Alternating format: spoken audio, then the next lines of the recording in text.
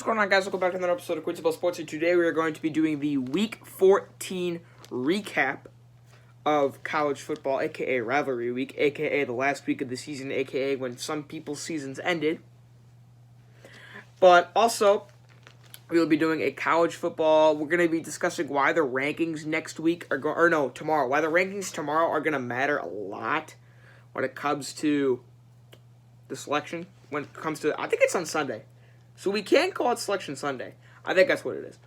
Why they're going to come, why they're going to matter until Selection Sunday. And we're also going to be making our picks for the conference championship games. Also, I will be coming out with an in-depth preview on each conference championship game. That being the big ones like Big 12, Pac-12, SEC, Big 10, and ACC. I'm going to be coming out with a preview for those, like a 10-minute long video, just previewing that game.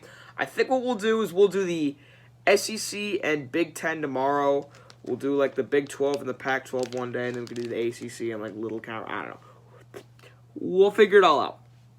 Anyway, let's recap some of these games. Nebraska on Friday needed one win. Actually, wait, hold on. We're doing every single game. Okay, the Egg Bowl. Oh my goodness, the Egg Bowl. Egg Bowl. Oh, hold on.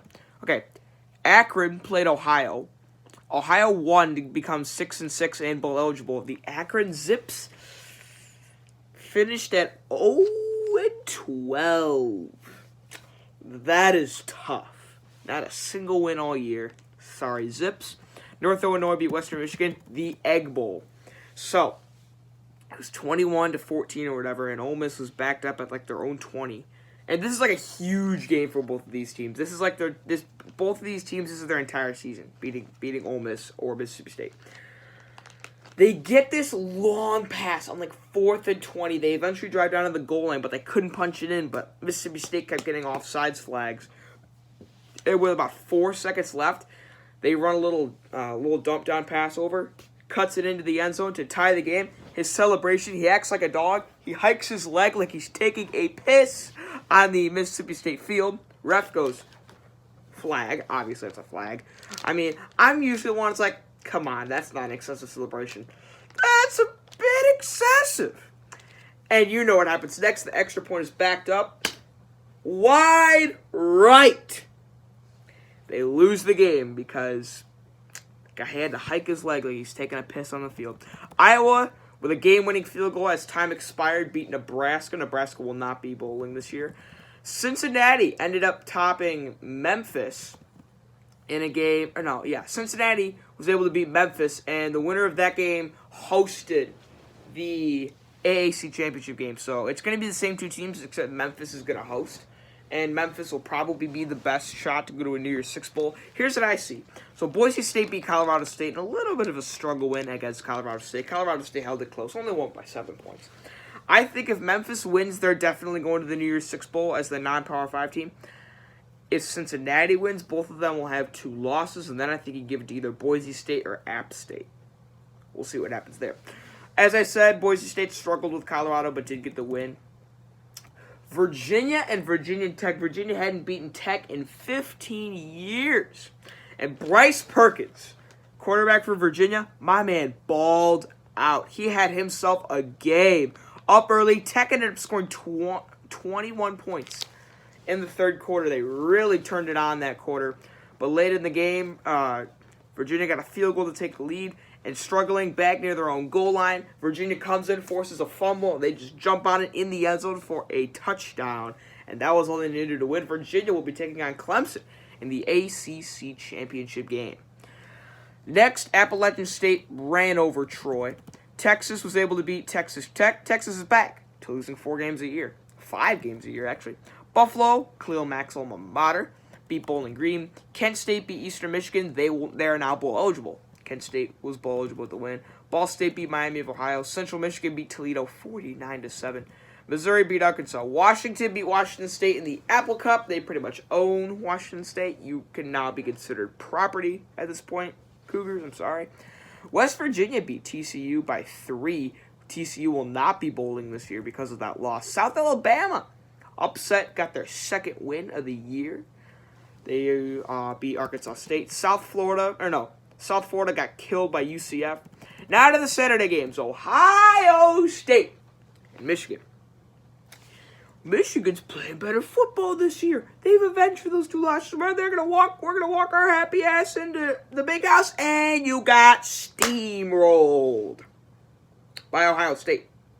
Remember when I started Washington State being property of Washington? You are Ohio State's property. They own you. You are now considered property. They own you that badly. Harbaugh needs to be fired. Sorry. LSU, I thought maybe they'd struggle with Texas A&M. Took them to 7 OTs last year. They clearly saw this as a revenge game. They won 50-7. Clemson beat South Carolina. Another game I thought would be close. Was not. 38-3 in favor of the Tigers. Georgia beat Georgia Tech. Although, one thing, Georgia Tech, I know Uncle Lou was complaining that they were being dirty at the end of that game. And one of Georgia's wide receivers, I can't remember his name, got into a fight and just beat the hell out of this dude from Georgia Tech. I mean, this guy from Georgia Tech got whooped. But, since Georgia Tech doesn't have another game, since they're not going to a bowl, sorry, Georgia Tech, that Georgia receiver, I couldn't remember his name. I think his last name's like Perkins or something. I know he's pretty good. I can't remember his name, though. Hold on, can I look? Gamecast. I'm going to try to see who it is. I'll recognize his name. Full box score. Georgia rushing. Georgia receiving. George Perkins. That's his name. George Perkins. Since he got ejected in the second half of that game, he's going to be suspended for the first half of the SEC championship game. He can't come back in the second half, but Georgia will not have one of their playmakers for the first half of that game. LSU loves that news. They definitely love that news. But go back to the games. Okay, there we go. And now scroll down. Gotta find it. And here we are.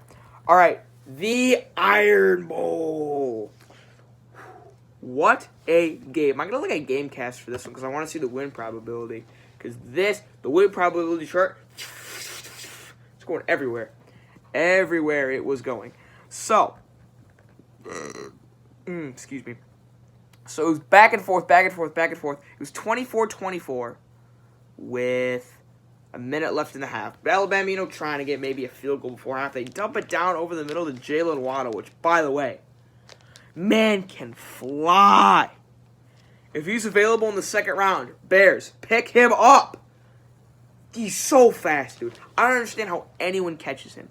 He's so fast. Dude flies past the entire Auburn defense. I think he had a kick return earlier in the game, too. Jalen Waddle is a bad man. Bears, get him in the second round, please. That's who I want. Trubisky doesn't really have anyone to throw to because Gabriel and Anthony Miller have been dropping every single pass. Just get Jalen Waddle. Dude's a monster. So he gets a touchdown. 31-27 Bama. Now, wouldn't be football without controversy. Auburn is driving to try to get a field goal before half. There's about 10 seconds. They dump it down to their running back. He cuts up. He gets a first down, but the clock expires once he's tackled. Like, gets tackled, time expires. So, it's halftime, right? They review, and they said he was down before the They said he was down with 1 second left. Now, Auburn didn't have any timeouts. They could have just said, hey, timeout with 1 second. Then they would have time. He kicked the field goal. You get 3 points before after. They did not have a timeout. But in college football, the clock stops to, move the chains. They don't do that in the NFL. Clock stops to move the chains. And I thought the clock was supposed to start when the ref said go or whatever. And I think you need 3 seconds to spike it or whatever. I don't know. I think Alabama kind of got robbed of 3 points there. And, of course, 3 points ended up being the outcome of the game. So, but that was terrible. I mean, I am with Saban. And Saban was complaining before. He's like, well, you need 3 seconds to spike it or whatever. I kind of agree that Alabama kind of got robbed of 3 points there. I feel like they should have just gone into halftime. Even if you did have 1 second, the clock still should have ran out before Auburn was able to kick it. But Auburn kicks it. They get 3 points before half. We'll talk about that later. Anyway, so the game keeps going on. Auburn gets a field goal. And then Alabama drives. They drive all the way down to the 1 yard line. And it was right here, I think, where the game changed.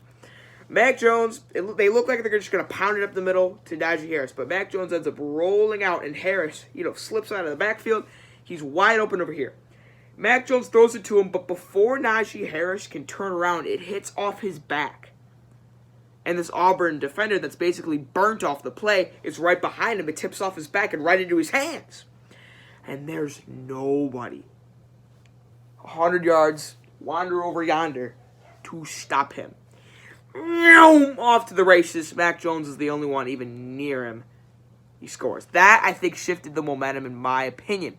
Bama did go down to get a touchdown to make it 38-37. Auburn tacked down a field goal. And then, my man, Jalen Waddle! Mac Jones finds him one-on-one jump ball. Dude leaps so high to get this ball. I'm telling you, man, Jalen Waddle is an all-around threat. That makes it 45-40. Auburn then goes down the field and they score to make it 45-48 because they got the 2 points to make it a 3-point game. Alabama then drives and they had, I think it was like a 4th and 9. And they were, I think, within field goal range, but talk about field goal range in a second. I thought they were within field goal range. Saban elects to go for it. Everyone's covered up. They're back to pass. There's no one in the middle of the field. Mac Jones runs right up the middle. First down, Bama. They ended up going down, and Auburn actually they had a good defensive stand near the goal line. So, Alabama, Jacob Bulovas is going to try it out for a chip shot, 30-yard field goal, tie the game. Auburn's going to have like 2 minutes and a timeout. Probably 2 minutes, 1 or 2 timeouts. They're going to have about that to get a field goal to win because this is a gimme. He's not going to miss this. Kicks up. Boosh! Off the post. Off the post. And I was talking to someone, he goes, Saban's going to go in. He's going to give him the you had one job speak. Son, you had one job. Kick the ball through the uprights. Get out. I don't want to see you in this locker room ever again. And if I ever see you again, I'm going to let him eat you.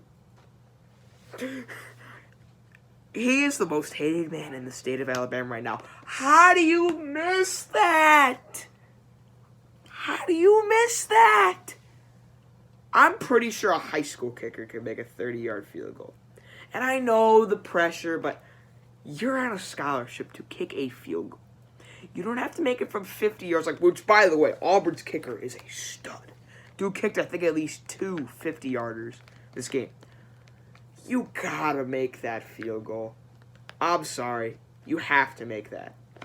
I've been a little bit more, I've been trying to become more, the pressure of the moment's kind of hard.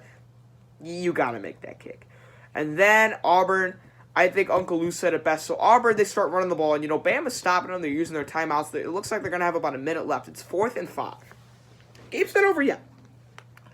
4th and 5. Auburn, they make a sub to get their punter in. Or no, they sub their punter in, so Alabama subs. But their punter is lined up as a wide receiver, and Bo Nix is lined up as the quarterback. Alabama, they're like, oh, we have our punt team on. We need to get our actual team on, our actual defense. And that was an illegal substitution, and Saban's like, I don't know. But Uncle Lou stood up and he goes, you got hoodwinked, you got bamboozled by a high school PE teacher. Gus Malzahn. I mean, I don't know how they fell for that. But that gives them a first down. Auburn takes a knee. They win. They storm the field. And Alabama, for the first time in the playoff era, will not be in the playoff. I would assume they're not going to be in the playoff. But they're not going to be in the playoff this year. It's the first time in the playoff era. And it was the first time they dropped out of the top 5 in the AP poll in a combined 3 or 4 years. Yikes. That was a crazy game. Utah. Let's talk about the Utes, which, by the way, my friend looked up what a Ute is, and it's a Native American tribe that was the Ute tribe was in the state of Utah.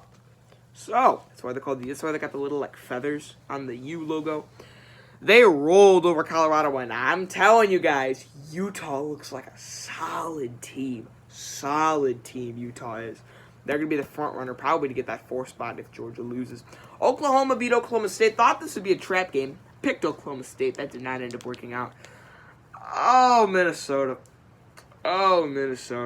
They started off so good with a pass to Rashad Bateman for a touchdown, which Bateman better win the Biletnikoff Award. Either Bateman or Waddle should win the Biletnikoff Award, which I think is the best receiver or something. But Waddle has like 4 other All-Americans on his team. I think they should give it to Rashad Bateman, if you ask me. But Wisconsin, they just blew it open in the second half. 28 points in the second half. Minnesota couldn't do anything since the first quarter. I mean, Wisconsin just came in there and their defense just shut it down.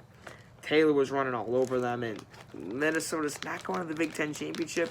They're not going to go to the Rose Bowl, probably. I think the Rose Bowl is probably going to be Wisconsin. There's still a chance that Minnesota could get the Rose Bowl bid. But yeah, tough way to end this. And here's the thing, okay?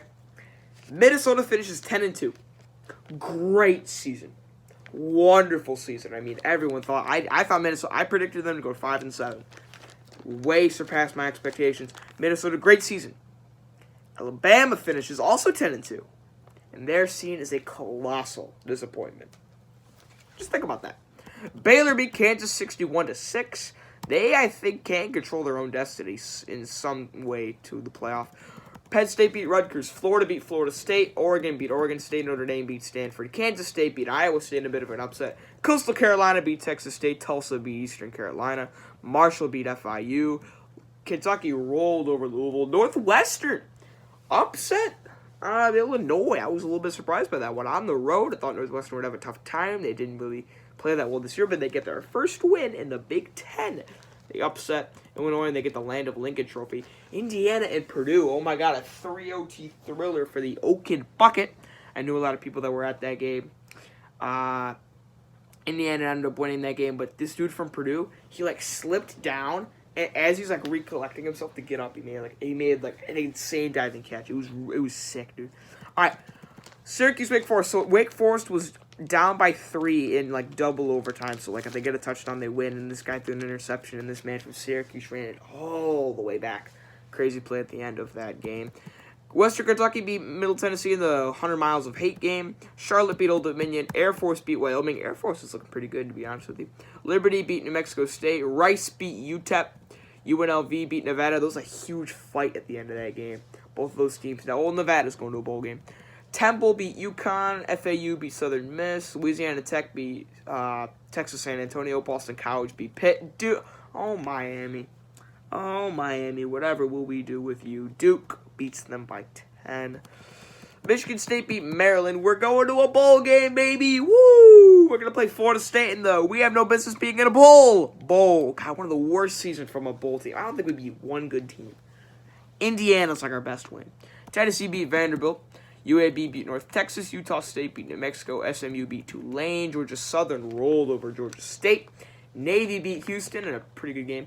North Carolina with a spectacular second half against NC State, scored 28 points in the third quarter. Louisiana beat UL Monroe to go to the Sun Belt Championship game. San Diego State beat BYU. Arizona State beat Arizona with a late second half surge. Cal beat UCLA. San Jose State beat Fresno State. Fresno State scored 16 points. They got a safety, but San Jose State was just too much in the end of that game, and Hawaii ended up beating Army. They scored 14 points in 3 consecutive quarters. So now, let's talk playoff rankings. Now, what do I think the rankings will be? This isn't how I would make the rankings. I'm just going to say how I think they will be, okay? Rankings. College Football Playoff, AP, Coaches Bowl. Okay. This is how I think the rankings will be. LSU deserves to be number 1, but they won't. It's going to be Ohio State. LSU will be 2, Clemson 3, Georgia 4. Utah, I think, is going to be 5. Oklahoma, I think, is going to be 6. Baylor, I think, will be 7. That's all your 1-loss teams. Now, who do I think the highest 2-loss team is? I think it's Florida. I think Florida's going to be the highest 2-loss team. I think it's either between them and Alabama, but Florida beat Auburn, and Alabama did not beat Auburn. So, I think Florida will be 8. Bama, I think, will be 9. Wisconsin will be 10. Auburn, I think, will be 11. I think Oregon will be 12. Penn State will be 13. Minnesota will be 14. Notre Dame will be 15. Memphis 16. Michigan 17. Iowa 18. Boise State 19. Cincinnati 20. App State 21. Virginia 22. Navy 23. USC 24 and Air Force 25. That's like that's basically the AP poll, but I switched a few things here and there. So basically what you're going to be looking at is, okay, I've been trying to address this point like for a while. If LSU is ranked number 1, then it's going to be 1 versus 4 because they're going to play Georgia in the SEC Championship. If Georgia beats them, LSU drops to 4, Georgia goes up to 3, you have Ohio State and Clemson 1 and 2, and there's your top 4 teams. Whereas if LSU wins, Georgia would be eliminated, and then you're going to look between Utah, Oklahoma, and Baylor. Cubs do not tender Addison Russell, allowing him to be a free agent! Cap space, baby! Let's go! I'm so sick of Addison Russell's BS. He's not good. Not good he is. Thank you for the World Series and help with that, but not good anymore. Get off my team. Yes! I'm so glad we got rid of Addison Russell. Thank God. Okay, so, but here's the thing. I just want to say this, okay? Let's say Ohio State's number 1, and LSU's ranked number 2, and Georgia beats LSU. Does LSU drop out of the top 4 if they're ranked number 2? I don't think it's beyond the realm of possibility. I think it could happen. If they're ranked number 1, there's no way. If LSU's ranked number 1, guaranteed lock into the playoff. If they're ranked number 2, I don't know if it's a guarantee. Because I don't know if, what's it called? I don't know if LSU's ranked number 2. There could be a possibility, let's say Georgia wins. Now, if Georgia loses, LSU's in, obviously. But let's say Georgia wins and LSU's ranked number 2. You would then have Ohio State number 1, Clemson 2, Georgia 3. You'd then compare a 1-loss Utah, 1-loss Oklahoma. They have the conference championship. Let's say Georgia. Let's say Georgia comes into Atlanta and they stomp LSU.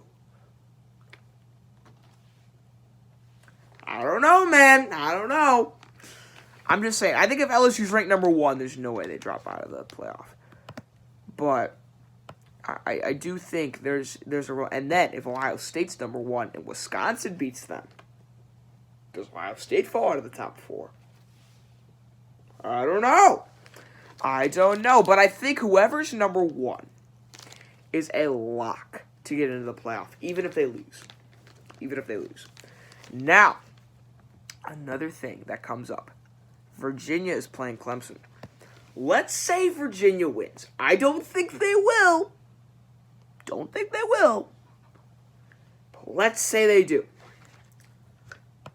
Clemson has to be done at that point. So then your rankings would be LSU, Ohio State, Utah, and Oklahoma? Maybe. What if Utah loses to Oregon and Clemson loses? Then you would have LSU, Ohio State, Oklahoma, I guess would be 3 because Georgia and Utah would lose. Who's your next team? Do you take Georgia? Do you take the 2-loss Oregon Pac-12 champ? Do you take Alabama? Do you take Florida? I don't know. That's an interesting question. LSU wins. Ohio State wins. Clemson loses. Georgia loses. Utah loses. Who's in? You take the winner of Oklahoma-Baylor, which, for the sake of simplicity, we'll say Oklahoma. Then, because Georgia would be rendered eliminated. Utah would be rendered eliminated. Baylor would be rendered eliminated. Is it Florida? Does Florida have a chance to make the playoff? I don't know. What if, also this, what if Alabama's ranked ahead of, Alabama still has a chance? No! Do you give it to Memphis? What would happen? I don't know. I don't think this will happen, by the way. But what if it does? What if it does? What if 2 of the top 4 lose? And if Utah... You could have 3, 4, and 5 lose. If Virginia wins, LSU wins, and Oregon wins. Because Oregon still can't win. I don't know. Honestly, if that happened, I'd take Florida. I don't think that'll happen, though. Okay, now, I think it's finally time. I think we've gone through all the scenarios. Like I said, if Georgia wins, your playoff is already set. You already know who your 4 teams are going to be. But if LSU wins, and I think they will win, opens up the door wide for probably Utah, but maybe Oklahoma, maybe Baylor. I'll tell you, Oklahoma and Baylor fans, you're going to be the biggest Oregon fans on Friday, because they do play on Friday. Okay, now we're going to look at the conference championship games. And I'm going to do a more in-depth preview of each of the Power 5 games. These are the Power 5 championship games. Week 15. Let's go, baby. The first one is on Friday night. Utah and Oregon. Now, this is supposed to be a battle of a 1-loss Utah and a 1-loss Oregon. Would have been great for ratings, but Oregon had to go and crap the bed. The bed is still brown in Tempe, Arizona, from what you guys did. So, it's a matchup of 6 and 14. Now, the GameCast has Utah favored by 6. Utah's favored by 6. Utah's given a 51% chance to win, Oregon 48%. 48.9 compared to 51.1. So, it's anyone's guess, to be honest, who wins this game. Utah, they like to win with their defense. They will choke you and not let you get any yards defensively. Whereas Oregon, they like their high-flying offense and speed. Does Utah's defense have the speed to keep up with Oregon? Yes, they do. Utah's offense is not the best, but they're still pretty good. Zach Moss, ooh, dude is really good. Tyler Huntley is also very good, too. He has 16 touchdowns and only 2 interceptions on the year. Justin Herbert with his 31 touchdowns and 5 interceptions. Zach Moss has 15 TDs, so they like to run the ball. And, like, Huntley can also run the ball. And I don't know if Oregon... I know Oregon's defense has improved this year. I know they're a lot better. But how good really is Oregon's defense? I don't know if their defense is that good. You see, I would put the defenses that you have your elite defenses. I'd put Utah in there. Your elite defenses are probably Ohio State, Georgia, Clemson, and Utah. Those are your elite defenses. Your good, solid defenses would be LSU. I think their defense is a little underrated. I don't think they're getting enough credit because they only give 7 points to Texas A&M. We'll go with LSU's in the good defense and also put like Oregon in there. I'd put Oklahoma's in the bad defensive category. Same thing with Baylor. Actually, Baylor I'd put in the good defensive category. I think Baylor's defense is, I think, better than most people give them the credit for. Oklahoma's defense. Yeah, I don't think so. But, Oregon does have a good defense. I think, though, Utah is going to win this game because I just don't see Justin Herbert getting that many. I don't think that Verdell's going to be able to run that much. I don't think that they're just going to be able to get any offense going. My final score prediction is going to be 19-10. Defensive battle. Utah gets the win. That's how they win games. They just suffocate teams on defense and score just enough points to win. It's worked all season.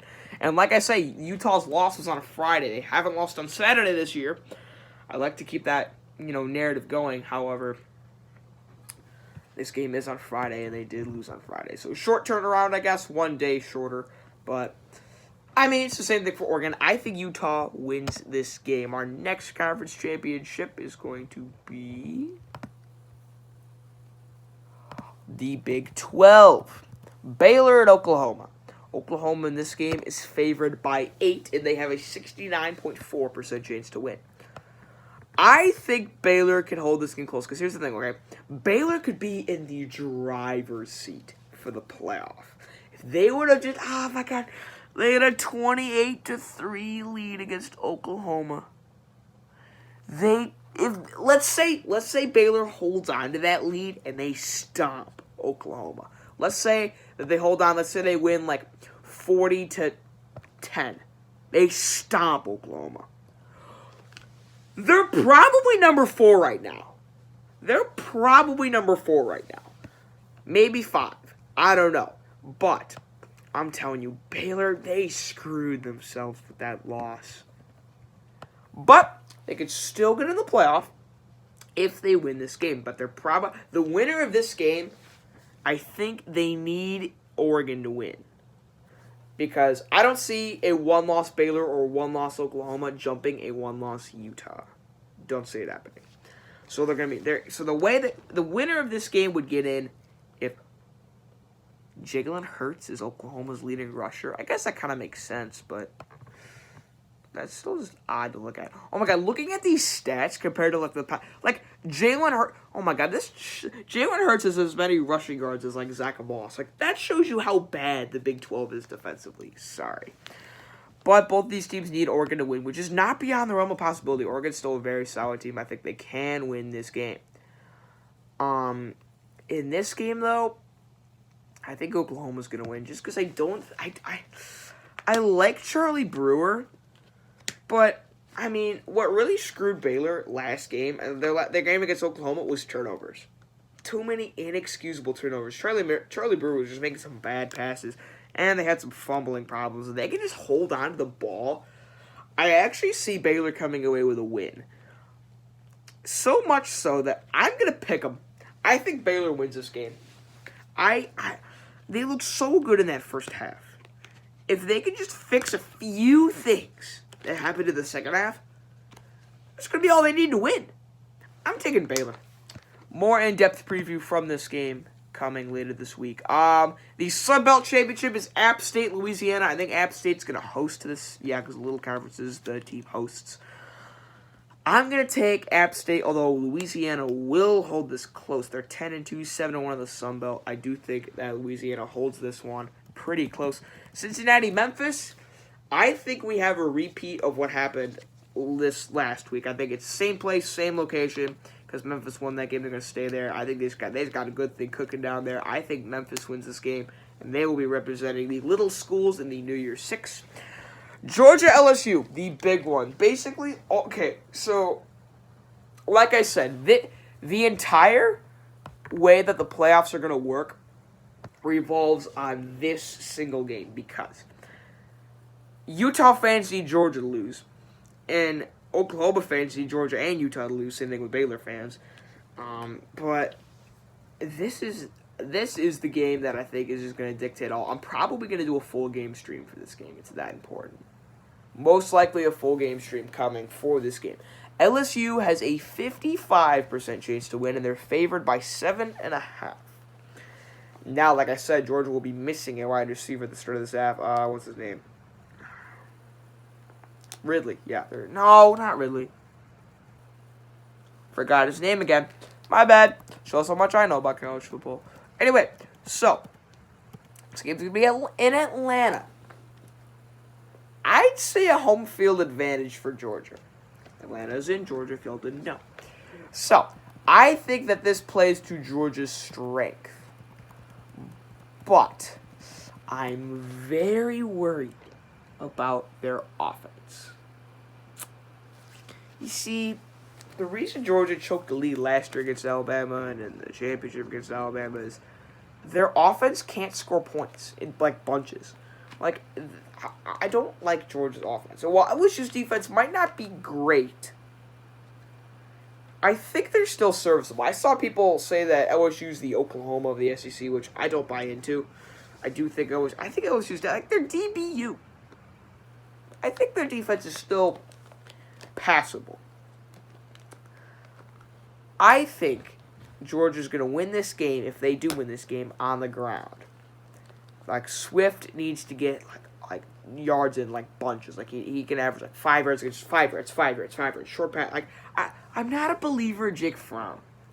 And while I know Georgia's defense is good, it's their run defense that has won them games, and LSU wins games through the air. Their air attack is just superior. I mean, you're going to have, what's his name, Terrence Marshall, and, Justin Jefferson, and who's the other guy? Terrence Marshall, Justin Jefferson, who's the other guy? Who's the other guy? Oh, my God, what's it? Jamar Chase. Jamar Chase is the other guy. And Clyde Edwards-Helaire can also run the ball. He's been very good. Clyde Edwards-Helaire actually has more rushing yards than DeAndre Swift. And Joe Burrow, 44 touchdowns to 6 interceptions. He's just so much better than Jake Fromm. Sorry, Georgia fans. Like, Heisman discussion. Burrow, Chase Young, Justin Fields, everybody else. Joe Burrow, I think, has his Heisman locked up. And I think LSU locks up this win 35-21 against Georgia. I do think LSU's winning that game. Hawaii and Boise State. No one wins at Smurf Turf besides Boise State. I'll take Boise State. Virginia Clemson. This game will be held in Charlotte. Now, does Virginia have a chance to win this game? Well, according to the FPI, a 5% chance to win this game. I think it's more than that. I think Virginia will give Clemson, I think, their biggest fight this year. Well, second biggest fight, because remember, they beat North Carolina by 1. God, Tar Heels, I wish you would have won that game. That would have made stuff, so much better if North Carolina would have won that game.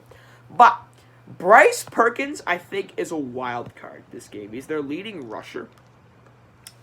And I think that if Virginia wants any chance to win this game, they need Bryce Perkins to have a game. And he had a game against Virginia Tech. This man was running all over the place.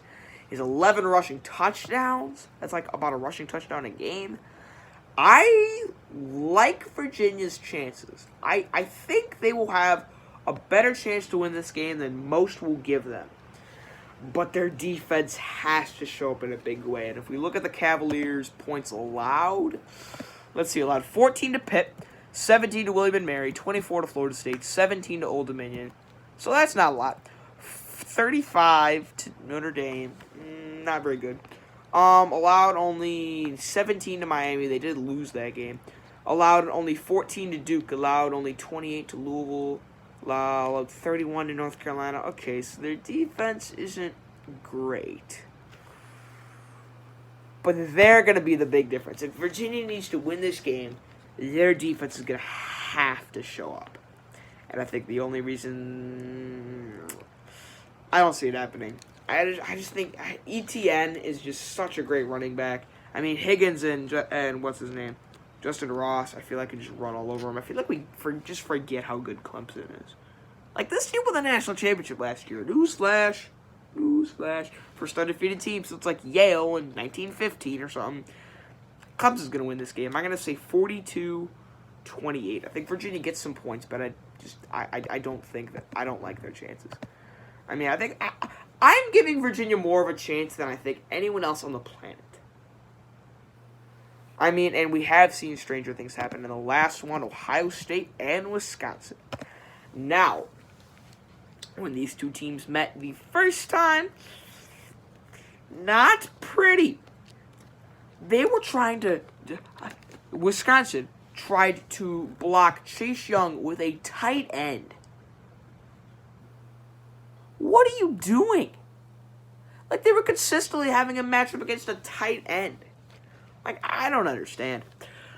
I do think, though, Wisconsin, I think, proved something to me against Minnesota. I think they're a better team than they were the first time they played Ohio State. That doesn't mean they're better than Ohio State. I don't see them winning this game. I think the Badgers are going to have just a tough time. I think that the rush defense for Ohio State is just going to bottle up Jonathan Taylor, and that's basically if you lock up Jonathan Taylor, you've just unlocked the Pandora's box to beat Wisconsin. I think Ohio State wins this game by a score of 35-24. That's going to be my final score prediction for this game.